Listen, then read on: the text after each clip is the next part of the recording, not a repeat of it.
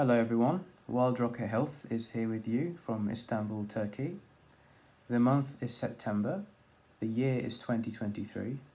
It has been exactly 10 years since my spiritual awakening, in which I was given a second chance at life. Today's video is part of a series of videos commemorating the 10-year anniversary since my spiritual awakening.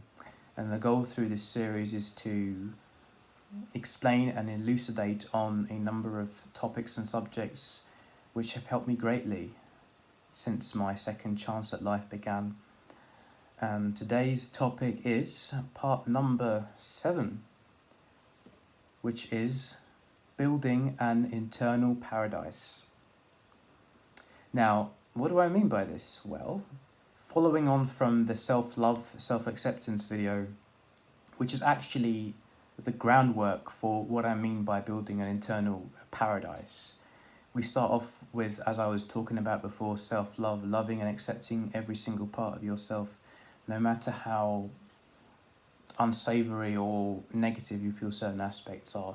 I mean, this forms the foundation which I want you to build and then adopt going forward throughout the rest of your life. Building an internal paradise is basically thinking of the self-love as like the surface of the earth, and the paradise is the entire civilization that you create from that: the buildings, the infrastructure, the attractions, the various aspects of the world which mean a lot to you, which serve a purpose or function, some of which just serve to entertain and inspire. This is really important, especially when your external 3D circumstances don't match up to the ideal you have of your life.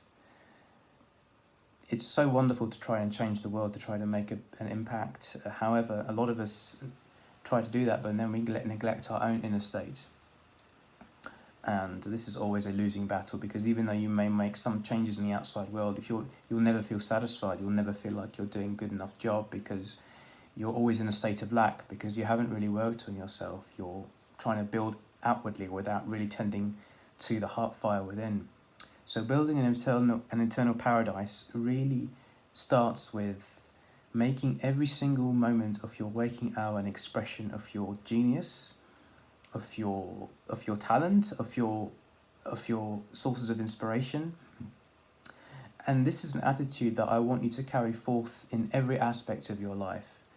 Obviously from the most serious and the most time-consuming, such as your work or your hobbies, but even when it comes to things as simple as making a cup of tea, do so with inspiration. Yes, now I'm making a cup of tea, and visualize and create a scenario inwardly of play, of excitement, of joy, imagining how much pleasure this tea is going to bring you, the conversation you may have with somebody, a family member or a friend while drinking it, or if you're drinking it during work, that's some other thing that you can incorporate into your inner paradise that you're building for yourself. It starts off as a fantasy, but really through the power of visualization, you create emotions, you create energy in motion, you create a sense of pure joy and a pure alignment with who you truly are. And so it's not just a fantasy anymore.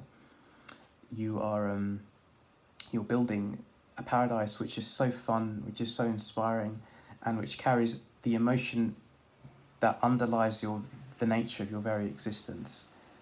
So carry it forward to all the simple things that you do, making a cup of tea, whatever activity you might do during all of the little things, taking a cold shower, going out for a run, walking from A to B, from your house to the supermarket, from the bus station to your place of work. Imagine, fantasize that you are going on the grandest adventure. Visualize the kind of world that you want to build for yourself, especially when your 3D circumstances are less than ideal. Why is building an internal paradise so important?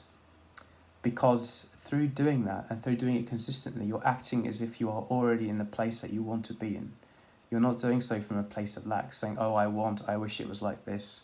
Because even though you may form some nice visualizations and fantasies, because it's coming from a place of lack, you're always creating these fantasies from a place of, oh, I don't have this, oh, wouldn't it be nice if it was like this, from a place of longing. We want to channel that longing and wanting energy. We want to turn it into a feeling of pure joy that what we seek is already within us. So your inner paradise is like a garden. The self-love is the groundwork. And the fantasies and the visualizations engender the emotions. It's something which is going to be tested by the universe. You are going to be challenged at every moment. And oftentimes these things, like the unexpected things that happen in your day, are not going to be things which are deliberately trying to trip you up, but it's just the nature of the matrix in which we live.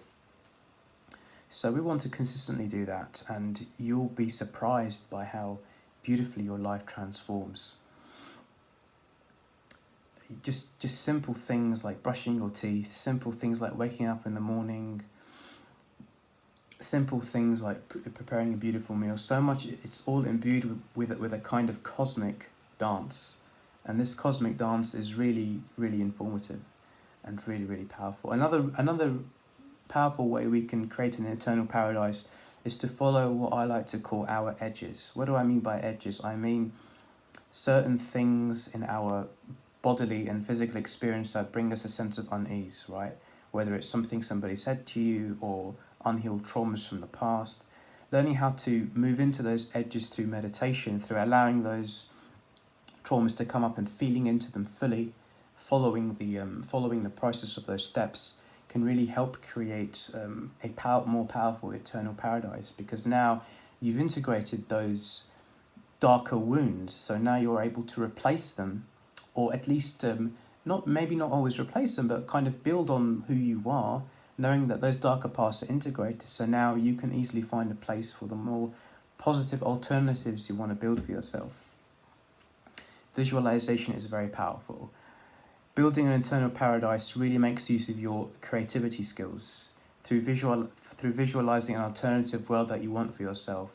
Whether it's imagining, maybe you live in an urban city and your goal in life is to live in a tropical island, right? Imagine that as you're going down to your urban supermarket, you're actually going into a beautiful farmer's market filled with the most resplendent and opulent of a variety of fruits, which the names of which are completely unfamiliar to you because they don't even grow close to those kinds of varieties where you live. So do that and just make it, imagine the colours, imagine the smells.